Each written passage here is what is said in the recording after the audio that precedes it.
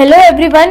अतुल सुभाष का केस हमें ये बताता है कि किस तरीके से लोग लीगल प्रोविजंस का मिसयूज करते हैं and it's a call for legal reform. आज इस वीडियो में हम अतुल सुभाष के केस को लीगली ब्रेक डाउन करेंगे। तो सबसे पहले अतुल सुभाष की वाइफ ने उन पर लगाया section 498A cruelty bye husband and relative, जिसमें उनकी वाइफ ने ये कहा कि अतुल ने उनके साथ वायलेंस किया है और उनसे डाउरी की डिमांड करी है और भी बहुत सारे क्रुएलिटी के एलिगेशंस। पर अतुल सुभाष ने अपने सुसाइड नोट में ये लिखा कि उन पर फॉल्स चार्जेस लगाए गए हैं और उन्हें लीगली हरास किया गया है, उन पर मल्टीपल केसेस लगाए गए हैं। साथ में उन्होंने ये भी लिखा कि अब उन्हें हमारे लीगल सिस्टम पर भरोसा नहीं है और उन्हें लगता है कि हमारा लीगल सिस्टम उन्हें सपोर्ट नहीं कर रहा, इसलिए वो इस तरीके का ट्रैजिक डिसीजन ले रहे हैं।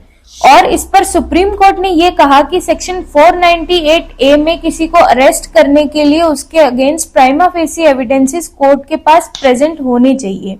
तो ये केस हमें ये बताता है कि जो लॉ सेक्शन 498A बनाया गया था विमेन्स राइट को सेफगार्ड करने के लिए, उन्हें क्रुएल्टी और हरासमेंट से बचाने के लिए, उसका मिसयूज करके फॉल्स एलिगेशंस लगाए गए हैं। सेकेंडली, अतुल सुभाष की वाइफ को सेक्शन 306 के अंडर प्रोसिक्यूट किया जाएगा, जो कि है अबेटमेंट ऑफ सुसाइड।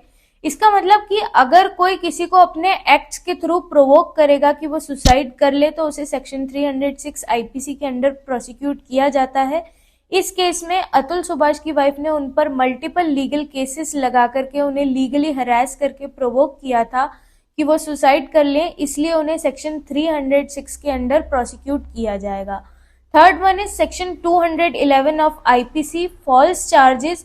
इसका मतलब अगर कोई किसी पर फॉल्स चार्जेस लगाता है या कोई किसी को मैलिशियसली प्रोसिक्यूट करता है तो उसके अगेंस्ट काउंटर प्रोसीडिंग चलती है अंडर सेक्शन 211।